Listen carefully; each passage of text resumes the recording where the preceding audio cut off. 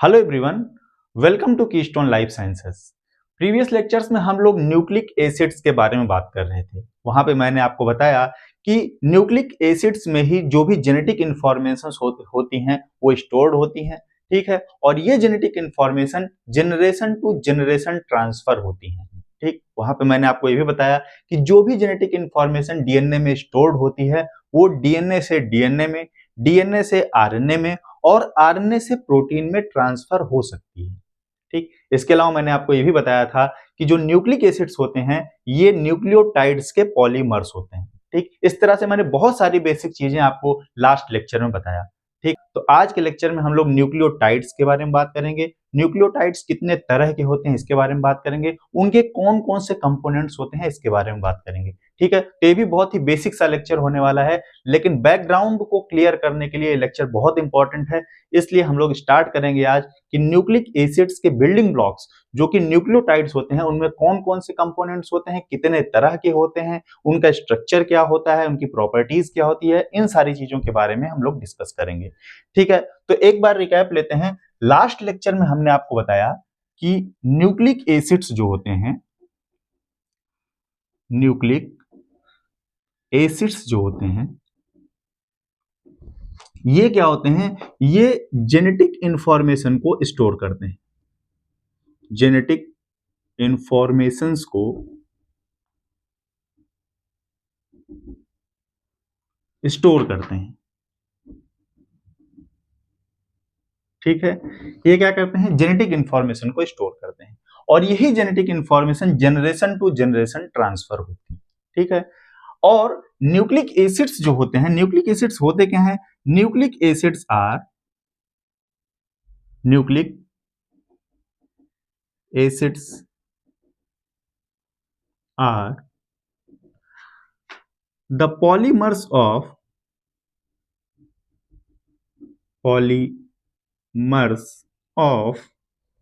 Nucleotides,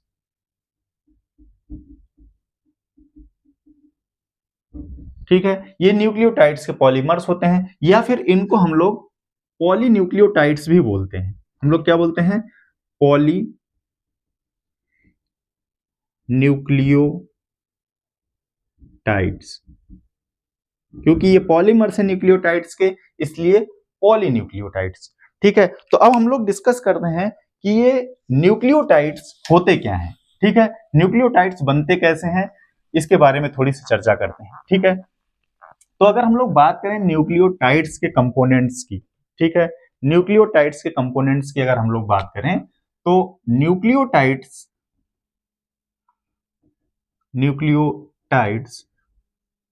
basically तीन component से मिलकर के बने होते हैं, ठीक। कल मैंने आपको शॉर्ट में बताया भी था कि इसमें तीन कंपोनेंट्स पाए जाते हैं, तीन मेजर कंपोनेंट्स, ठीक है। एक तो होता है इसमें शुगर,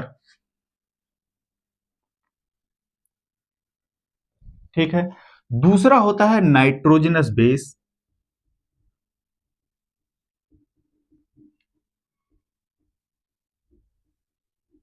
नाइट्रोजन कंटेनिंग बेस मतलब नाइट्रोजनस बेस। और तीसरा होता है फॉस्फेट, फॉस्फेट। ये तीनों ही चीजें जब कंबाइन होते हैं तब बनाते हैं न्यूक्लियोटाइड्स, ठीक है। अब बात करें अगर हम लोग शुगर की तो दो तरह की शुगर्स होती हैं न्यूक्लियोटाइड्स में, दो तरह की शुगर होती हैं, ठीक है। और ये जो शुगर होती हैं ये बेसिकली पेंटोज शुगर होती है, मतलब 5 कार्बन कंटेनिंग शुगर्स होती हैं, ये होती हैं पेंटोज शुगर, पेंटोज शुगर होती हैं, मतलब इनके पास 5 कार्बन होता है, ठीक है। और ये जो पेंटोज शुगर होती हैं ये दो तरीके की होती हैं, एक को हम लोग बोलते हैं, एक को हम लोग कहेंगे two two deoxyribose sugar,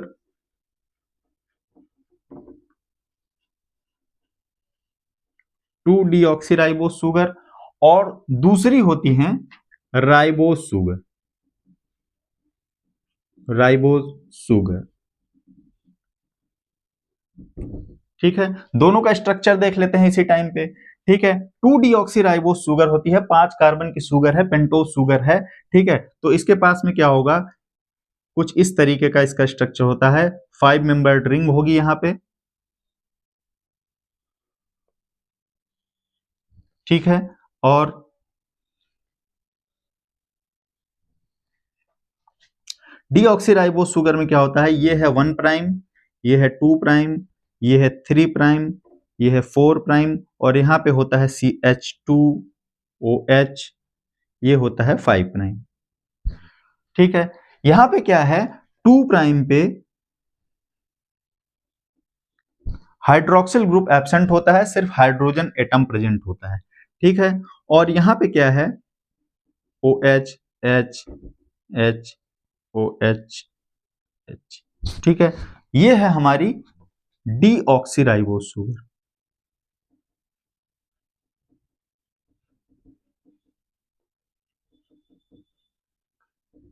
ठीक है। वहीं पे अगर हम लोग राइबोस शुगर की बात करें तो कल भी मैंने आपको बना के दिखाया था, राइबोस शुगर भी पेंटोज शुगर है, इसमें भी 5 मेंबर रिंग होती है, 5 कार्बन है, ठीक है, 5 कार्बन है यहाँ पे, 1 prime, 2 prime, 3 prime, 4 prime, 5 prime पे CH2OH होता है, और ये 5 प्राइम कार्बन हो गया, ठीक है। यहाँ पे भी सिमिलर स्ट्रक्चर है, लेकिन यहाँ पे सेकंड प्राइम पे एक हाइड्रोक्सिल ग्रुप होता है, इसीलिए इसको राइबोस शुगर बोलते हैं, ठीक है।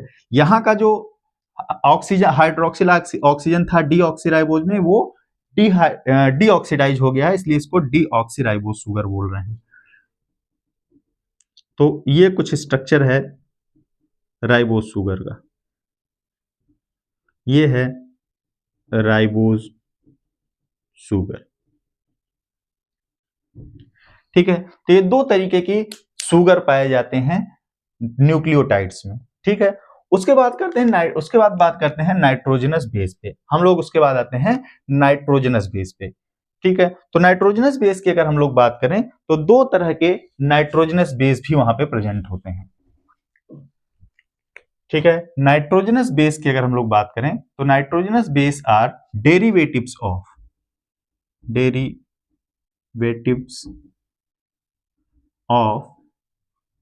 To parent compounds, two parent heterocyclic compound. अगर हम लोग बात करें तो ये दोनों ही कॉम्प्लेक्सेस जो है, दोनों ही कंपाउंड्स जो हैं, ये हेटेरोसाइक्लिक कॉम्प्लेक्सेस हैं, इनको हम लोग बोलते हैं प्यूरिन्स एंड पिरिमिडिन्स,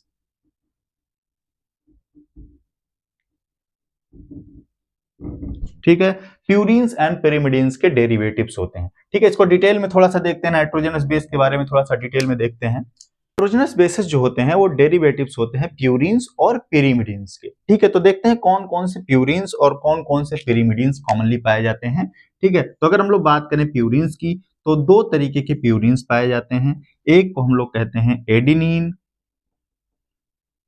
एडिनिन इसको डिनोट करते हैं ए से, ठीक है।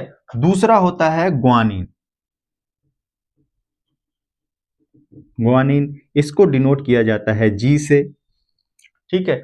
उसी तरह से पिरिमिडिन्स की अगर हम लोग बात करें तो तीन तरह के पिरिमिडिन्स पाए जाते हैं, तीन तरह के मेजर पिरिमिडिन्स पाए जाते हैं। एक को कहा जाता है थाइमिन, थाइमिन, दूसरा होता है साइटोसिन, साइटोसिन, और तीसरा होता है यूरेसिल, ठीक है। थाइमिन को डिनोट करते हैं टी से, साइटोसिन को डिनोट करते हैं सी से, और यूरेसिल को डिनोट करते हैं यू से, ठीक है। इतनी बात शायद आपके समझ में आ गई होगी, एक बार फिर से रिपीट करता हूं मैं आपको समझाने के लिए, स्टार्टिंग से अभी तक हम लोगों ने जो जो चीजें यहाँ पे डिस्कस की है बहुत ध्यान से सुनिएगा। मैंने आपको बताया कि न्यूक्लिक एसिड्स जो होते हैं वो न्यूक्लियोटाइड्स के पॉलीमर्स होते हैं, पहली चीज। दूसरी बात मैंने आपको बताया कि जो न्यूक्लियोटाइड्स होते हैं वो तीन मेजर कंपोनेंट से मिलकर के बने होते हैं, पहला होता है सुगर, दूसरा होता है नाइट्रोजनस बेस, और तीसरा होता है फॉस्फेट, ठीक है। शुगर के बारे में हम लोगों ने बात की, मैंने आपको बताया कि ये 5 कार्बन की शुगर होती है जिसको पेंटोस शुगर भी बोल सकते हैं, इसीलिए इसको हम लोग पेंटोस शुगर बोलते हैं। ठीक है, और वो पेंटोस शुगर दो तरीके की हो सकती है, एक तो डीऑक्सीराइबोज और दूसरी ribose, depending upon the nucleic acid की कौन सी न्यूक्लिक एसिड है, आगे चल के इसके बारे में चर्चा करेंगे। ठीक है, फिर हमने कहा दूसरे कंपोनेंट के बारे में हमने बात की जिसको हमने बताया कि वो है नाइट्रोजनस बेस, ये हेटेरोसाइक्लिक बेस होते हैं। ठीक है, और ये डेरिवेटिव होते हैं दो पेरेंट कंपाउंड्स के, एक को हम लोग बोलते हैं प्यूरिन, दूसरे को कहा जाता है पिरिमिडीन।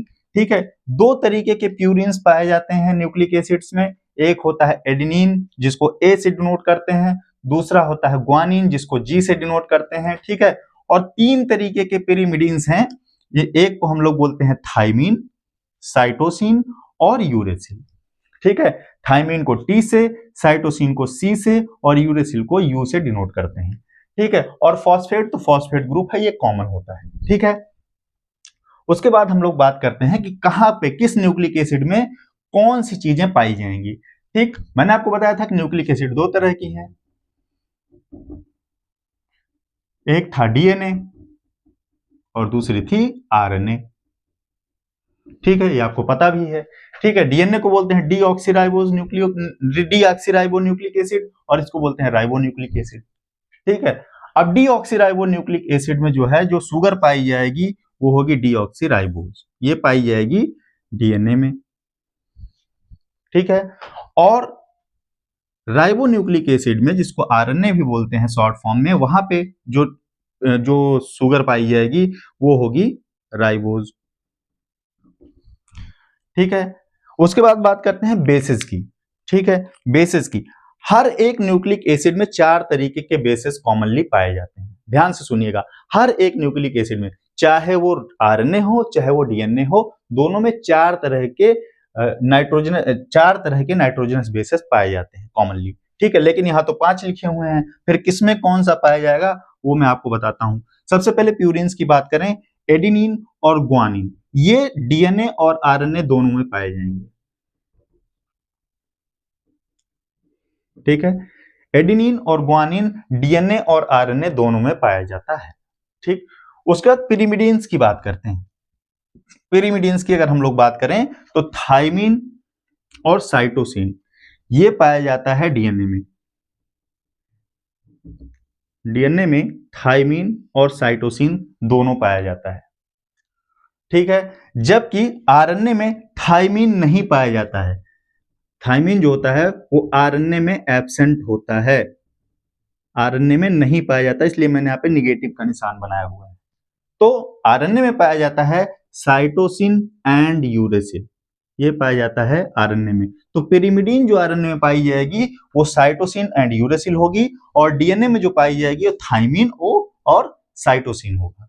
ठीक है, तो ये नाइट्रोजनस बेसेज हैं जो हमारे न्यूक्लिक एसिड्स में पाए जाते हैं। एक बार इन नाइट्रोजनस बेसेस का हम स्ट्रक्चर आपको बना के दिखाते हैं कि किस तरह से ये हेटेरोसाइक्लिक कंपाउंड है और प्यूरिन और पिरिमिडीन डेरिवेटिव से किस तरह से ये बनते हैं।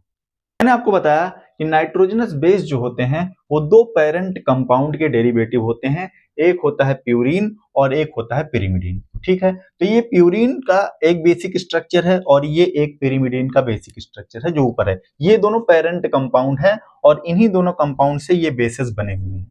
ठीक है, तो यहाँ पे आप देख सकते हैं ये हेटेरोसाइक्लिक कंपाउंड है, साइक्लिक फॉर्म में है। ठीक है, और यहाँ पे जो भी मेंबर इनके रिंग में है उनकी नंबरिंग की गई है, और वो जो नंबरिंग की गई है वो कन्वेंशनल तरीके से की गई है, मतलब सिंपली 1 2 3 4 करके की गई है। ठीक है, यहाँ पे आप देख सकते हैं, यहाँ पे नंबर 1 पे नाइट्रोजन है, फिर कार्बन है, फिर 1 2 3 4 5 6 7 8 9 मेंबर्ड रिंग होती है प्यूरिन्स में। ठीक है, प्यूरिन्स की जो रिंग होती है वो 9 मेंबर्ड रिंग होती है। ठीक, वहीं पे अगर पिरिमिडीन की बात करें तो वहां पे 6 मेंबर्ड रिंग है, 1 2 3 4 5 6। ठीक है, इन दोनों पेरेंट कंपाउंड में डिफरेंट डिफरेंट प्लेसेस पे ग्रुप्स का सब्स्टिट्यूशन हुआ, और ये जो नाइट्रोजनस बेसेस हैं एडेनिन, ग्वानिन, थाइमीन, साइटोसिन और यूरेसिल, ये डेरिवेटाइज हुए। ठीक है, तो सबसे पहले प्यूरिन्स की बात करते हैं। दो तरीके के प्यूरिन मैंने आपको बताया, एडेनिन और ग्वानिन। ठीक है, दोनों ही प्यूरिन से आए हुए हैं, दोनों ही प्यूरिन के डेरिवेटिव हैं, और दोनों में ही डिफरेंस क्या क्या है यहाँ पे आप देख सकते हैं कि सिक्स्थ नंबर कार्बन पे एडेनिन में सिक्स्थ पोजीशन पे एक NH2 ग्रुप लगा हुआ है। क्या लगा हुआ है? सिक्स्थ पोजीशन पे amino group at sixth position,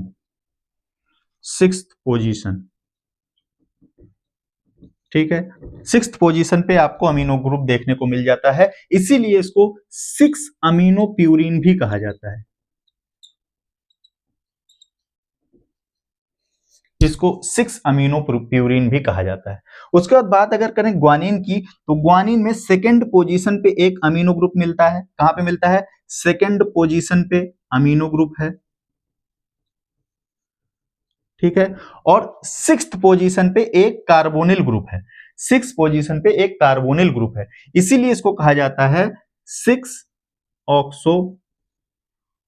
oxo 2 amino purine, ठीक है। साइटोसिन की अगर हम लोग बात करें, साइटोसिन, यूरेसिल और थाइमिन की अगर हम लोग बात करें तो ये पेरीमिडी इनके डेरिवेटिव्स हैं। यहाँ पे साइटोसिन में एक अमीनो ग्रुप प्रेजेंट है एट कार्बन नंबर 4, ठीक है। यूरेसिल की अगर हम लोग बात करें तो यूरेसिल में 2 कार्बोनिल ग्रुप प्रेजेंट हैं, 2 कार्बोनिल ग्रुप हैं, एक कार्बन नंबर 2 पे, एक और दूसरा जो कार्बोनिल ग्रुप है वो है कार्बन नंबर 4 पे, ठीक है। तो यहाँ पे 2 कार्बोनिल ग्रुप प्रेजेंट है, ठीक। वहीं पे अगर हम लोग थाइमीन की बात करें, थाइमीन की अगर हम लोग बात करें तो यहाँ पे 2 कार्बोनिल ग्रुप तो प्रेजेंट हैं, एक नंबर 2 पे प्रेजेंट है, एक नंबर 4 पे प्रेजेंट है। उसके साथ साथ 5वें नंबर का जो कार्बन है उस पे जो है एक मिथाइल ग्रुप भी प्रेजेंट है। ये थाइमीन, यूरेसिल और साइटोसिन के स्ट्रक्चर में डिफरेंट है। तीनों का पेरेंट कंपाउंड सेम है, लेकिन तीनों के स्ट्रक्चर में डिफरेंस क्या है कि डिफरेंट डिफरेंट पोजीशंस पे डिफरेंट ग्रुप्स हैं, जिसकी वजह से ये डिफरेंट नाइट्रोजनस बेस बनाते हैं, ठीक है। तो ये तो रही नाइट्रोजनस बेसेस की बात, ठीक है। ये नाइट्रोजनस बेसेस डीएनए में और आरएनए में प्रेजेंट होते हैं, ठीक है। उसके बाद हम लोग बात करते हैं कि ये जो न्यूक्लियोटाइड्स हैं, ये जो नाइट्रोजनस बेसेस हैं, ये किस तरीके से शुगर से जुड़ते हैं और शुगर से जुड़ने के बाद में किस तरीके से न्यूक्लियोटाइड्स बनाते हैं। न्यूक्लियोटाइड्स के फॉर्मेशन की बात करते हैं। मैंने आपको बताया कि न्यूक्लियोटाइड्स में 3 कंपोनेंट होते हैं। शुगर होता है, क्या क्या होता है फिर से देखते हैं। शुगर होता है, नाइट्रोजनस बेस होता है और फॉस्फेट होता है, ठीक है। अब बात करते हैं कि शुगर, नाइट्रोजनस बेस और फॉस्फेट किस तरीके से जुड़ेंगे, ठीक है। आपस में किस तरीके से जुड़ते हैं, किस पोजीशन पे जुड़ते हैं, ठीक है। मैंने आपको बताया कि नाइट्रोजनस बेस के रिंग में जो भी मेंबर्ड हैं, जो भी वहां पे एटम्स हैं, उनको कन्वेंशियली नंबर्ड किया जाता है। मतलब उनके जो नंबर होंगे 1 2 3 4 इस तरीके से होंगे। मैंने आपको बना के दिखाया भी। वहीं पे अगर हम लोग बात करें शुगर्स की, तो मैंने आपको बताया कि पेंटोज शुगर होती है, ये इसमें 5 मेंबर है, ठीक है, 5 मेंबर हैं।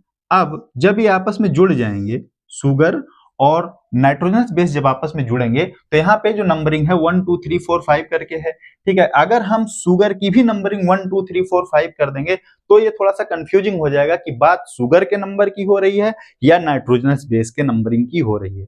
इसीलिए शुगर में जो भी कार्बन एटम्स हैं, उनकी जो नंबरिंग की गई वो प्राइम्ड नंबर में की गई, ठीक है, प्राइम्ड नंबर में। पहले नंबर पे जो कार्बन था उसको कहा गया 1 प्राइम कार्बन, दूसरे पे जो था उसको कहा गया 2 प्राइम कार्बन, तीसरे पे जो कहा गया उसको कहा गया 3 प्राइम कार्बन, फोर्थ पे जो था उसको कहा गया 4 प्राइम कार्बन, और फिफ्थ पे जो था इसको कहा गया 5 प्राइम कार्बन, ठीक है। इसको हमेशा ध्यान रखिएगा कि यहाँ पे जो ये निशान लगा हुआ है ये प्राइम का निशान है, ये डैश नहीं है। कुछ लोग बोलते हैं 5 dash to 3 dash, 3 dash to 5 dash, ऐसा नहीं होता। ये 3 प्राइम है और ये 5 प्राइम है। इसको हमेशा प्राइम के फॉर्म में बोला जाता है। इसका जो प्रोनाउंसिएशन, असली प्रोनाउंसिएशन है वो प्राइम्ड नंबर बोला जाता है इनको, ठीक है। तो यहाँ पे क्या है, यहाँ पे OH है, यहाँ पे H है, यहाँ पे अगर हम एक बेसिक सी बात करें, एक बेसिक न्यूक्लियोटाइड की बात करें, तो यहाँ पे हम OH ही लेकर के चलेंगे भी 2 प्राइम पे, ठीक है। अभी हम यहाँ पे DNA RNA किसी की बात नहीं कर रहे हैं, ठीक। यहाँ पे OH है, ठीक है, और यहाँ पे H। ये है हमारी शुगर, ये क्या है, ये पेंटोज शुगर है, ठीक है। अब इस शुगर से फॉस्फेट जुड़ना है और क्या जुड़ना है, नाइट्रोजनस बेस जुड़ना है, ठीक है। तो हमेशा याद रखिएगा कि जब नाइट्रोजनस बेस शुगर से जुड़ता है तो वो हमेशा कार्बन नंबर 1 पे जो OH है उससे जुड़ता है। कहां से जुड़ेगा? कार्बन नंबर 1 प्राइम पे जो OH है उससे जुड़ेगा। यहां से क्या जुड़ेगा? नाइट्रोजनस बेस जुड़ेगा। ठीक है, यहां से क्या जुड़ेगा? नाइट्रोजनस बेस जुड़ेगा। ठीक, उसके बाद हमेशा अब जब फॉस्फेट आएगा, फॉस्फेट कहां से जुड़ेगा? वो 5 प्राइम वाले कार्बन से जुड़ेगा। कहां से जुड़ेगा? ये जुड़ेगा 5 प्राइम कार्बन के साथ में। ठीक है, 5 प्राइम का जो कार्बन है उसके साथ में क्या जुड़ेगा? फॉस्फेट जुड़ेगा। कार्बन नंबर 1 से जुड़ेगा नाइट्रोजनस बेस, और नाइट्रोजनस बेस जुड़ेगा एन ग्लाइकोसिडिक बॉन्ड के थ्रू। ये एक तरीके का कोवैलेंट बॉन्ड है। ठीक है, कोवैलेंट बॉन्ड है। ठीक है, एन ग्लाइकोसिडिक लिंकेज के थ्रू नाइट्रोजनस बेस जुड़ेगा 1 प्राइम कार्बन वाला जो हाइड्रोक्सिल ग्रुप है उससे। ठीक है, अब नाइट्रोजनस बेस दो तरीके के हैं। ठीक है, नाइट्रोजनस बेस दो तरीके की हैं। अगर प्यूरीन आया है, अगर प्यूरीन आया है तो ये कैसे ज्वाइंट होगा? Purine joint by its N9 to 1 prime carbon of sugar. ठीक है, N9 से जुड़ेगा। और अगर पिरीमिडीन आया है, पिरीमिडीन आया है तो ये ज्वाइन होगा, joint by N1 of N1 to 1 prime carbon of sugar. और बॉन्ड क्या बनेगा? यहाँ पे बीटा एन ग्लाइकोसिडिक बॉन्ड बनेगा। ठीक है, by beta N glycosidic bond के थ्रू इस तरीके से जो है नाइट्रोजनस बेस आकर के शुगर से जुड़ जाते हैं। ठीक है, अब जब शुगर से नाइट्रोजनस बेस जुड़ गए तो ये क्या बन गया? ये न्यूक्लियोटाइड बन गया। ठीक है, न्यूक्लियोटाइड बन गया। ठीक, वहीं पे एक दूसरा सिनेरियो भी है। अगर सिर्फ शुगर और नाइट्रोजनस बेस ही आपस में जुड़े हुए हैं, वहां पे फॉस्फेट प्रेजेंट नहीं है, तो इस कंपाउंड को हम लोग कहते हैं, तो यहां पे ये कंपाउंड कहलाएगा न्यूक्लियोसाइड। ठीक है, ये होता है न्यूक्लियोसाइड। ठीक है, अब न्यूक्लियोटाइड के बनने में एक फॉस्फेट जुड़ सकता है, दो फॉस्फेट जुड़ सकता है, या मैक्सिमम 3 फॉस्फेट्स जुड़ सकते हैं। ठीक है, एक फॉस्फेट जुड़ सकता है, दो फॉस्फेट जुड़ सकता है, या फिर मैक्सिमम 3 फॉस्फेट जुड़ सकते हैं। ठीक, तो होता क्या है कि जैसे ये शुगर है, ठीक है, शुगर है, एस से डिनोट किया मैंने, शुगर है और नाइट्रोजनस बेस है। ठीक है, शुगर है, नाइट्रोजनस बेस है, ये क्या है? न्यूक्लियोसाइड। न्यूक्लियोसाइड। ठीक, और इसी न्यूक्लियोसाइड से, मतलब इन दोनों से अगर फॉस्फेट आकर के जुड़ जाए तो ये हो जाता है न्यूक्लियोटाइड। ठीक है, ये आपको पता है। ठीक, अब यहां से एक फॉस्फेट जुड़ रहा है, दो फॉस्फेट जुड़ रहा है, तीन फॉस्फेट जुड़ा है, उसके अकॉर्डिंग यहाँ पे इसकी नेमिंग की गई है। ठीक है, तो अगर एक फॉस्फेट जुड़ा हुआ है तो हम लोग इसको बोलते हैं NMP, न्यूक्लियोसाइड मोनोफॉस्फेट। अगर दो फॉस्फेट वहां पे जुड़े हुए हैं तो उसको हम लोग बोलते हैं NDP। ठीक है, और अगर यहाँ पे 3 फॉस्फेट जुड़े हुए हैं तो हम लोग इसको बोलते हैं NTP। ठीक है, और ये जो केस है NMP, NDP और NTP वाला, ये किसके केस में होगा? ये RNA की केस में होगा। ठीक है, और अगर यहाँ पे डीऑक्सीराइबोस शुगर है तो ये हो जाएगा DNMP, DNDP और DNTP। ये होता है DNA के केस में। ठीक है, तो यहां पे जब न्यूक्लिक एसिड बनता है या न्यूक्लियोटाइड्स बनते हैं, पॉलीन्यूक्लियोटाइड्स बनते हैं, तो उस केस में NTP और DNTP ये दोनों क्या होते हैं? ये बिल्डिंग ब्लॉक्स का काम करते हैं। इसका मतलब NTPs and DNTPs are the building blocks of building blocks of nucleic acids. NTPs RNA के केस में और डीएनटीपीज डीएनए के केस में। ठीक है, अब ये एनटीपीज और डीएनटीपीज डिफाइन कैसे होंगे? ये न्यूक्लियोटाइड्स डिफाइंड होते हैं कि वहां पे कौन सा नाइट्रोजनस बेस आ रहा है। अभी थोड़ी देर में मैं बताता हूं आपको। ये डीएनटीपीज और एनटीपीज डिफाइंड होते हैं कि वहां पे कौन सा नाइट्रोजनस बेस आ रहा है, उसके नाम के अकॉर्डिंग इन एनटीपीज और डीएनटीपीज की नेमिंग की जाती है। ठीक है, तो एनटीपीज और डीएनटीपीज क्या होते हैं? ये बिल्डिंग ब्लॉक्स होते हैं न्यूक्लिक एसिड्स के, इसको आप लोग याद रखिएगा। ठीक है, इनका फुल फॉर्म यहां पे जान लीजिए, बहुत इंपॉर्टेंट है इनका फुल फॉर्म जानना। एनटीपीज का फुल फॉर्म होता है, एनटीपीज का फुल फॉर्म होता है न्यूक्लियोसाइड,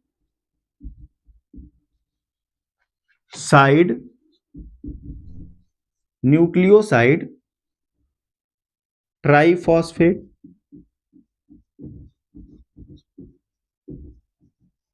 न्यूक्लियोसाइड ट्राइफॉस्फेट, या और डीएनटीपीज का फुल फॉर्म होता है डीऑक्सी राइबो न्यूक्लियोसाइड ट्राइफॉस्फेट।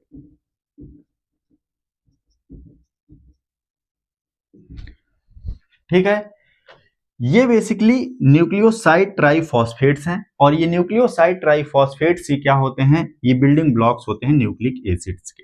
ठीक है, जब भी हम न्यूक्लियोटाइड बोलेंगे तो कभी भी अलग से हम लोग ट्राइफॉस्फेट नहीं बोलेंगे प्रोनाउंसिएशन में। आप लोग हमेशा ध्यान रखिएगा, ये क्वेश्चन भी पूछा गया है सीएसआईआर के एग्जाम में कि डीएनटीपीज का फुल फॉर्म क्या होता है। तो वहां पे ऑप्शन में दोनों था, न्यूक्लियोटाइड ट्राइफॉस्फेट भी था और न्यूक्लियोसाइड ट्राइफॉस्फेट भी था। तो जब कभी भी हम ट्राइफॉस्फेट अलग से बोल रहे हैं तो हम हमेशा न्यूक्लियोसाइड ट्राइफॉस्फेट बोलेंगे, उसको न्यूक्लियोटाइड कभी नहीं बोलेंगे। अगर न्यूक्लियोटाइड बोल रहे हैं तो न्यूक्लियोटाइड में फॉस्फेट ऑलरेडी इंक्लूडेड है, इसलिए वहां पे हम कभी भी फॉस्फेट अलग से नहीं बोलेंगे। तो डीएनटीपीज का फुल फॉर्म क्या होगा? डीएनटीपीज जब हम बोलेंगे तो हम लोग कहेंगे deoxyribo nucleoside triphosphate, not nucleotide triphosphate. ठीक है, टाइड अगर आ गया तो वहां पे ऑलरेडी फॉस्फेट जुड़ा हुआ है, हमें अलग से फॉस्फेट बोलने की जरूरत नहीं है।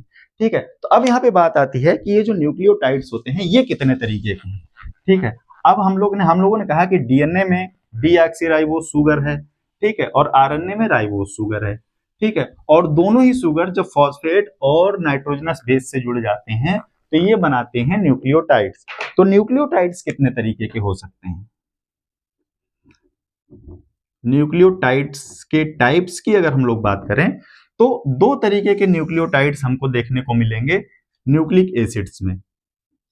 ठीक, एक होगा डीऑक्सी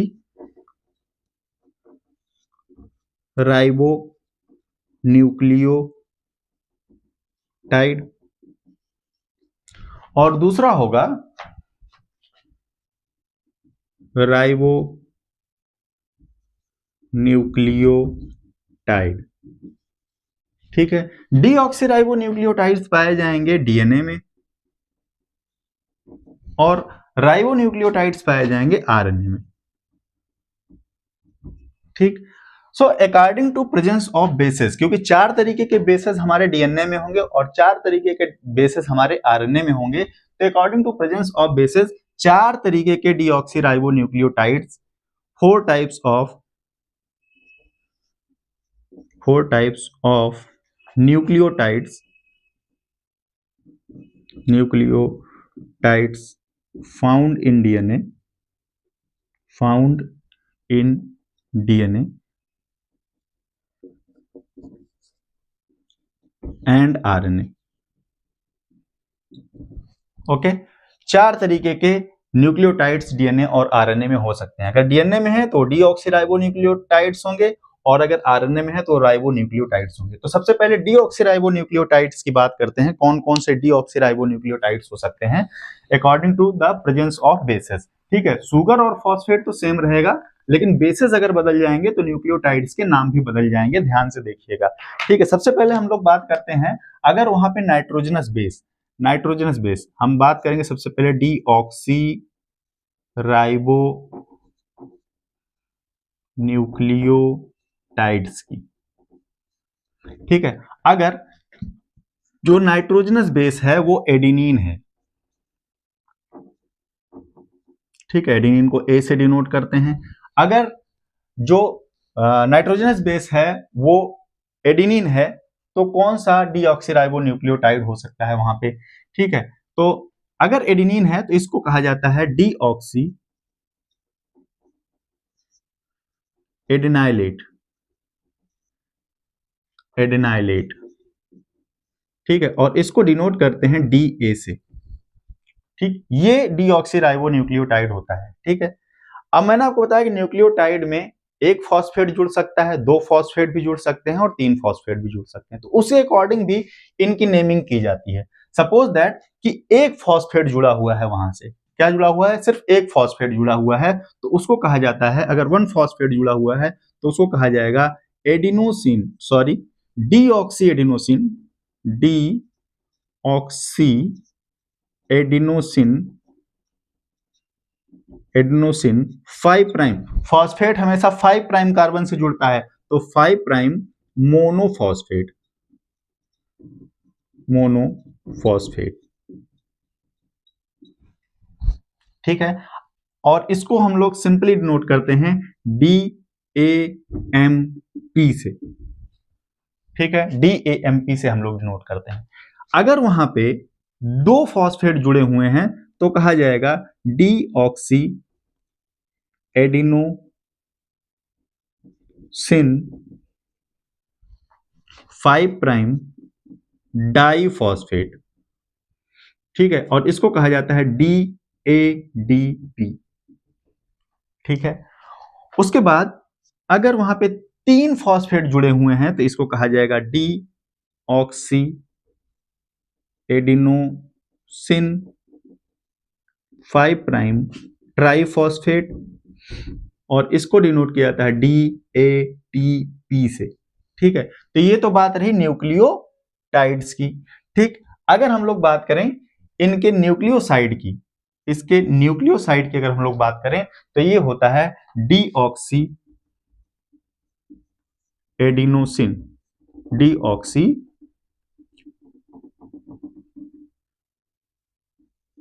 एडिनोसिन, ये क्या है, ये न्यूक्लियोसाइड बोला जाएगा। अगर फॉस्फेट नहीं है और हम न्यूक्लियोसाइड की बात कर रहे हैं तो न्यूक्लियोसाइड अगर एडिनिन बेस वहां पे प्रेजेंट है तो न्यूक्लियोसाइड जो बनेगा वो होगा डीऑक्सी एडिनोसिन। ठीक है, इसी तरह से जैसे ही बेस बदल गया, सपोज दैट अब यहां पे जो बेस था वो दूसरा बेस आ गया। ठीक, अब अगर बेस यहां पे एडिनिन की जगह पे ग्वानिन हो गया, ठीक है, बेस बदल गया, बेस हो गया ग्वानिन, ग्वानिन हो गया। ठीक है, तो ग्वानिन को डिनोट करते हैं जी से। ठीक है, तो यहां पे जो न्यूक्लियोटाइड बनेगा वो होगा डीऑक्सी, डीऑक्सी ग्वानिलेट।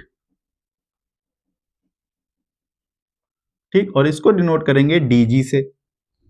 ठीक है, और अब यहां पे भी तीन फॉस्फेट तक जुड़ सकते हैं, तो अगर एक फॉस्फेट जुड़ा हुआ है तो बनेगा DGMP। ठीक है, मैं शॉर्ट में लिख रहा हूं। इसी तरह से दो फॉस्फेट अगर जुड़ गए तो DGDP। ठीक है, जैसे वहां पे बना था। सिमिलरली अगर तीन फॉस्फेट जुड़ गए तो GTP हो जाएगा। ठीक है, और इनका जो न्यूक्लियोसाइड बनेगा वो न्यूक्लियोसाइड होता है डीऑक्सी ग्वानोसिन। ठीक है, जो थर्ड नाइट्रोजनस बेस हो सकता है डीएनए में वो होता है थाइमीन, वो होता है थाइमीन, थाइमीन हो सकता है। अब थाइमीन को डिनोट किया जाता है टी से, और अगर थाइमीन है तो वहां पे जो डीऑक्सीराइबो न्यूक्लियोटाइड बनेगा वो होगा डीऑक्सी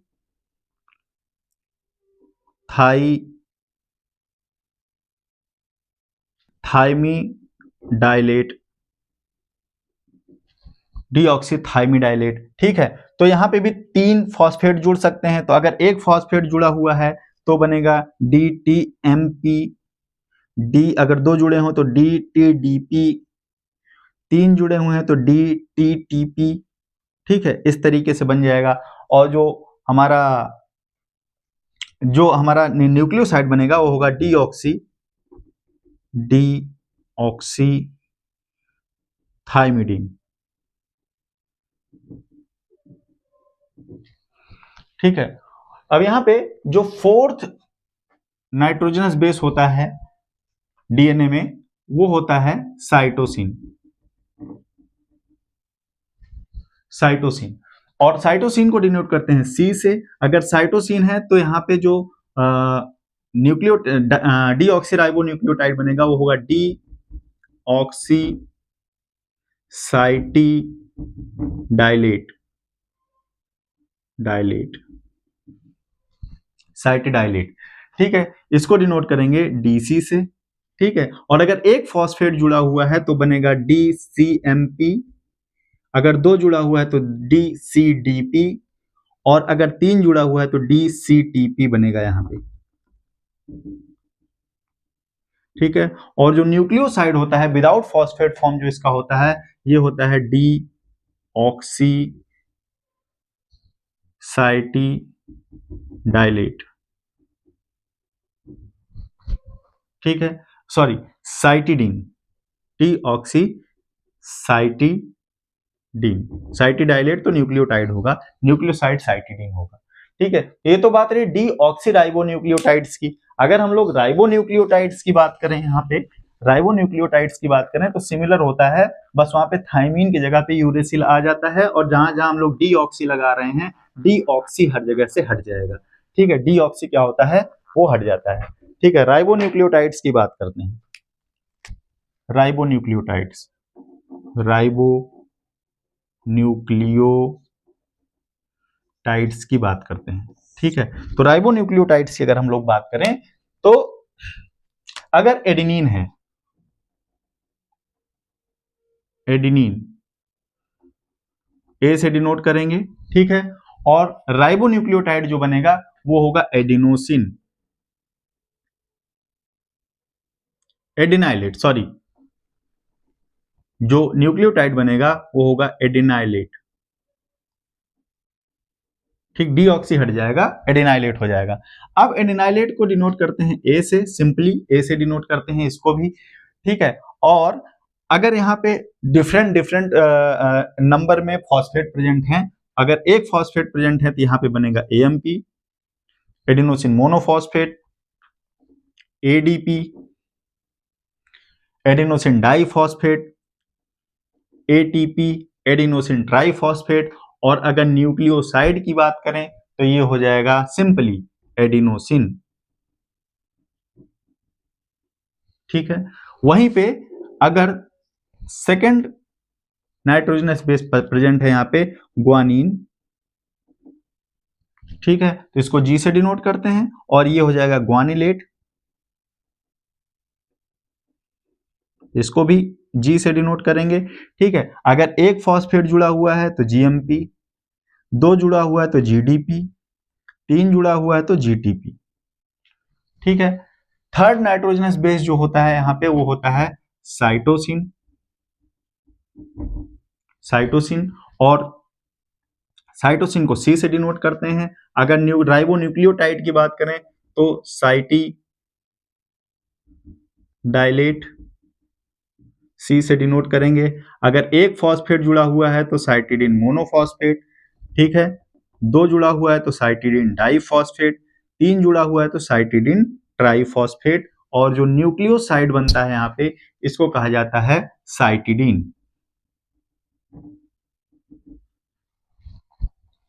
ठीक है। नेक्स्ट आता है यूरेसिल, यहाँ पे थाइमीन की जगह पे यूरेसिल प्रेजेंट होता है, ठीक है। यूरेसिल को यू से डिनोट करेंगे, और अगर न्यूक्लियोटाइड की बात करें तो Yuri dilate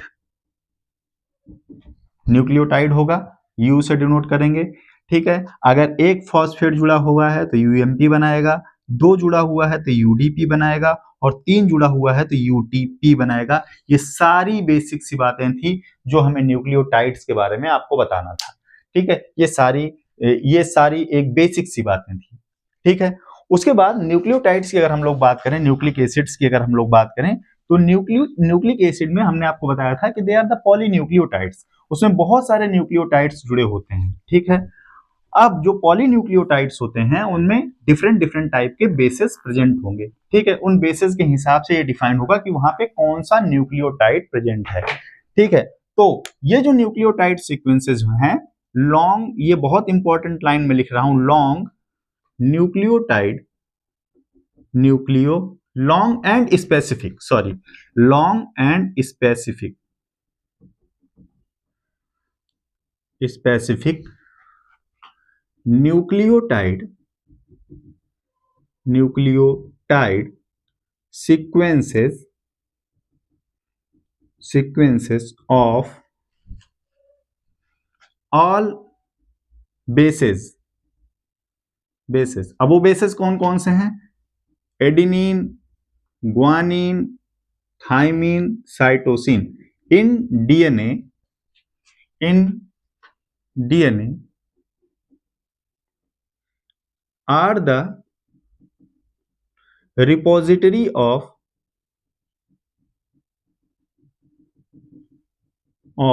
genetic information, genetic information।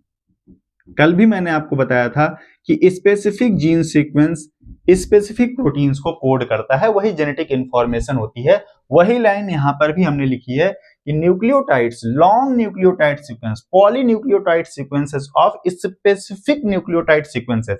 Specific nucleotide sequence का मतलब क्या हुआ कि AGTC का जो कॉम्बिनेशन है वो डिफाइंड है। ठीक है। हर एक जीन में वो डिफाइंड है। ठीक है। वो जो सीक्वेंस होता है वो जेनेटिक इंफॉर्मेशन के स्टोरेज के फॉर्म में वर्क करता है। ये बहुत इंपॉर्टेंट वर्क होता है न्यूक्लियोटाइड्स और न्यूक्लिक एसिड्स का। तो ये तो मेजर बेसिस की बात रही। ठीक है। मेजर बेसिस कौन कौन से थे? मैंने आपको बताया 5 तरीके के मेजर बेसिस थे। एडेनिन था, ग्वानिन था, साइटोसिन था, थाइमिन था और आरएनए में यूरेसिल है। ठीक है। ये 5 तरह के मेजर बेसिस हैं जो डीएनए और आरएनए में पाए जाते हैं। ठीक है। इसमें कुछ अदला बदली है, आपको पता है कि डीएनए में थाइमिन होता है और आरएनए में थाइमिन की जगह पे यूरेसिल होता है। ठीक है। ये तो मैं इन जनरल बात कर रहा हूं कि ये वो मेजर बेसिस हैं। ये क्या है? ये मेजर बेसिस है।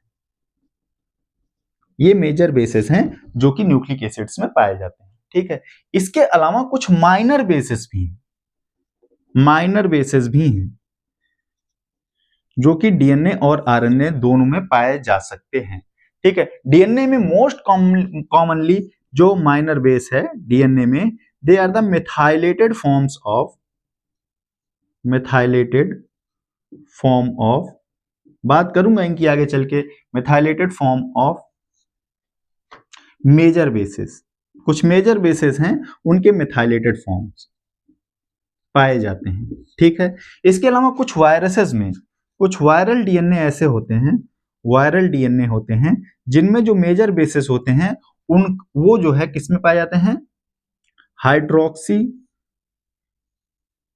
हाइड्रोक्सी मेथाइलेटेड फॉर्म में, मेथाइलेटेड फॉर्म में, हाइड्रोक्सी मेथाइलेटेड फॉर्म में पाए जाते हैं, या फिर ग्लूकोसाइलेटेड फॉर्म में पाए जाते हैं, ग्लूकोसाइलेटेड फॉर्म में पाए जाते हैं।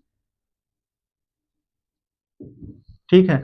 और इनका फंक्शन क्या होता है? ये जो मॉडिफिकेशन होते हैं इनका फंक्शन जो होता है बहुत इंपॉर्टेंट फंक्शन होता है। They are functions in regulation and storage of genetic information.